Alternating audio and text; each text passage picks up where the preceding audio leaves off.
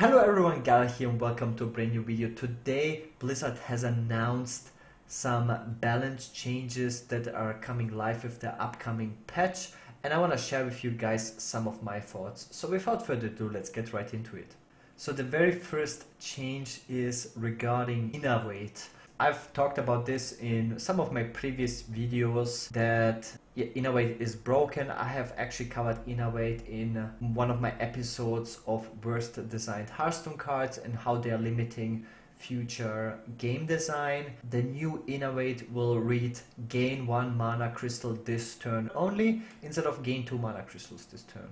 They still stack. Innervate will essentially be a counterfeit coin for Druid. We have seen the counterfeit coin being played in different rogue decks. The main reason for it is because it is enabling the combo mechanic from rogue, so you can coin out cards like the Wildspine Slayer or the SI7 agent, but Druid doesn't have such a mechanic. I don't think this card is good enough in a control deck just because the power spikes you get from it are just too low, but in an aggressive deck, it still stacks with a coin, so you can, instead of just Innervate out the Fledgling, you can technically go coin Innervate Fledgling on turn 1.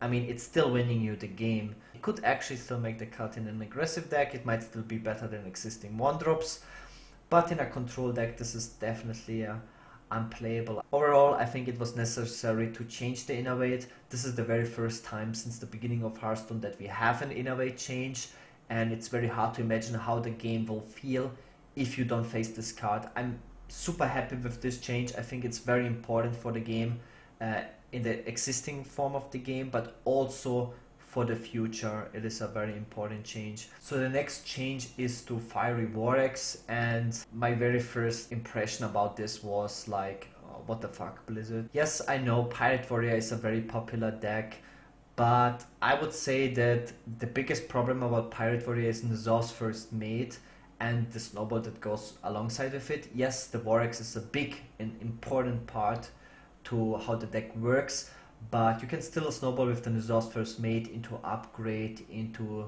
Frothings or Bloodsail. Yes, the Pirate Warrior gets nerfed, but also Control Warrior gets affected by it in a big way, and Vortex was like the only early game Control Warrior had access to. So nerfing the Vortex, I really dislike it. Also with the new cards, the Weapon Forge cards, this got nerfed. I think that Vortex was a nice class identity card. I'm a big fan, as you guys know, of counterplay cards. Vortex is counterplay card. It's not like that Warrior or Control Warrior is the craziest archetype in the game. It's one of the weakest control decks for sure. You do the least broken things out of every control class or control deck. The Vortex was just such an important card for so many different Control Warrior decks. I really want to go away from the Pirate Warrior because you have the Acidic Swamp Ooze, you have the Gluttonous Ooze, you have the Harrison Jones, you have the Toxic Seaver Ooze. Like, we have answers for weapon. The problem were really like the snowball with the patches. I think patches is a big problem in every single aggro version, and you kind of have to just remove patches from the game. You can't be so narrow-minded when you change a card. Vortex was way too important for Control Warriors, and changing it to a bad King's Defender, but all these weapons like the Eagle Hombo had upsides. They were bad weapons regardless, but the Fiery Vortex has zero upside. It was the best weapon in the game, and it changed to almost the worst weapon into the game. And I would say Control Warrior got a huge nerf again for whatever reason. I think Control Warrior was super fun to play. We had so many different versions, going from Taunt Warrior to Nizar Warrior, Khatoon Warrior, whatever. Yes, I guess you hit the Pirate Warrior, but we had plenty of answers for Pirate Warrior. I don't think the Fiery Vortex was a problem whatsoever. It was a powerful card, yes, but we have other powerful cards. Hashtag Ultimate Infestation, and those cards don't get nerfed. I don't know, I disagree with this change a lot. I think this is really bad. It hits every Control Warrior version too hard and makes the early game even more inconsistent. So yeah, this card is like pure garbage now. It's just the worst Eagle Hombo. Yeah, also what they are writing that we see Eagle Hombo being played in Hunter, so they expect this card being played as well. I mean, who plays Hunter? Hunter class representation on ladder is like under 2%, and you really want to compare it to that. The next change is the Hex. It went up to 4 mana. Again, completely bad change, because again, counterplay is very important in Hearthstone, and you should be able to deal with big minions and not just auto lose to them. You need counterplay in Hearthstone, as I said so many times. It's super important. I think the reactionary card should be powerful. Their fear is that Hex for 3 mana can be played in aggressive decks, but we never played Hex for 3 mana in aggressive decks in the last almost 2 years, and now they're suddenly scared that people might put Hex in an aggressive deck, when we haven't played Hex in aggressive decks. Not even in the token shaman. Always played Devolve and never Hex. Why? It doesn't make sense. The Hex nerf is so bad, because that's like the only thing Control Shaman has, which other classes don't have. You play so many Overload cards and they're all unplayable because you need every single point of mana. Changing the Hex to 4 mana makes it even more awkward how to play. Like, this makes other Overload cards even worse. Cards like Lightning Storm, for example. Just every Overload card, just because the Hex is now super clunky in so many situations. I don't know. It is fine, I guess, because oftentimes you needed a 3 mana Hex to deal with Innervate plays. Now that those probably don't exist anymore, it's probably fine if Hex is the same mana cost as Sheep because of the Innervate change. Hex was solely played in control decks, and nerfing Control Shaman, which again, same with Control Warrior, is one of the weakest archetypes in the game. Like, there are no Control Shaman decks that are playable, and nerfing one of the most important cards from Control Shaman, I just don't see it.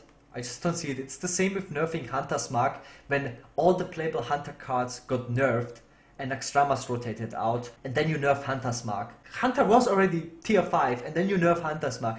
It feels like the same with the Hex nerf. Control Shaman sucks. It's like bottom tier, tier 4, and then you nerf the best card in the deck.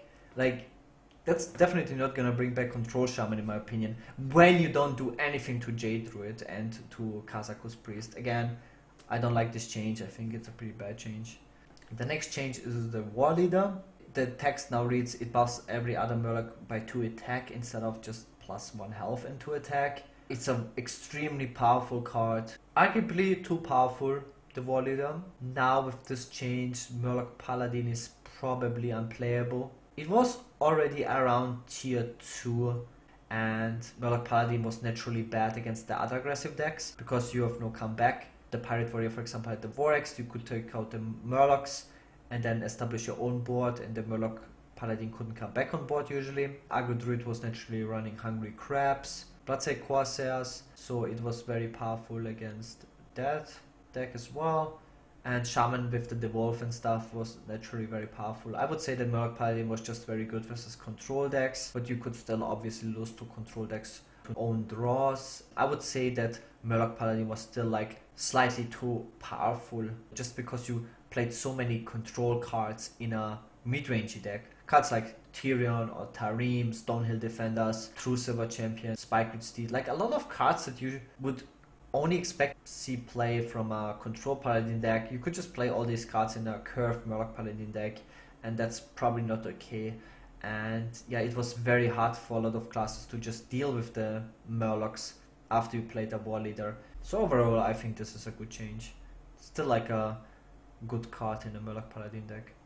So the next change is to Spreading Plague, the strongest anti-aggro card in the game, which punishes board development. They went up from 5 mana to 6 mana. They were considering or debating on making it 7 mana, but since they are already nerfing Innervate, they decided to just go up to 6 mana.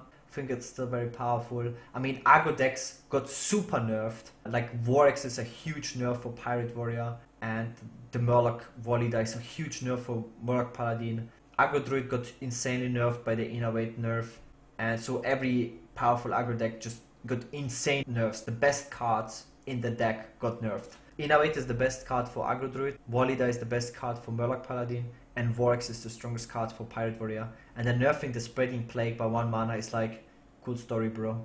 Yeah, Jade Druid is just ridiculously powerful. You probably even don't need the Spreading Plague anymore. And that's it. Those are the changes. The conclusion is control decks get insanely buffed, except Control Warrior. Control Warrior is probably unplayable is my guess. So the decks with the strongest power level in the game were Jade Druid, Kazakus Priest, Murloc Paladin and Pirate Warrior. Pirate Warrior had already a lot of counter attack and counterplay cards existing in the game, and Warx is one of the crucial cards in that deck, so Pirate Warrior is probably unplayable after this. Murloc Paladin got a huge hit. My guess is that people will try to make other aggro Paladin or mid-range Paladin decks work without the Murlocs. You can go for more Divine Shield focus list. Yeah, aggro Druid got an insane nerf. I think the Innervate power plays were the core of the deck. Innervate Hydra, Innervate Fledgling, and I think Jade Druid and Kazakus Priest got insanely buffed indirectly, and the ladder will be full of those two decks. You can't really counter them with aggro decks, you kind of have to come up with new aggro decks to try to counter them, which is going to be hard. People that think that Hunter will come back, nope. I don't see any reason why Hunter should be playable now. The core cards of every existing aggro decks being nerfed, I think Jade Druid will just be even more popular. I would say that these changes will do the absolute opposite. I think we will see more Druid being played than before, which is already almost impossible. I don't see how Jade Druid is weaker. I only see how it's getting buffed, and Kazakus Priest as well didn't get any changes, and it was like a super powerful deck already. Now you can probably build it even more greedy. And yeah, that's my thoughts on it. I hope you guys enjoyed this video as always. It's always interesting to see changes. Overall, I wouldn't say these are good changes, but I can still be surprised. Maybe people will just not discover that Jade Druid is broken, so fingers crossed. I'll see you guys tomorrow with another video. Thanks so much for tuning in, and see you guys then. Peace!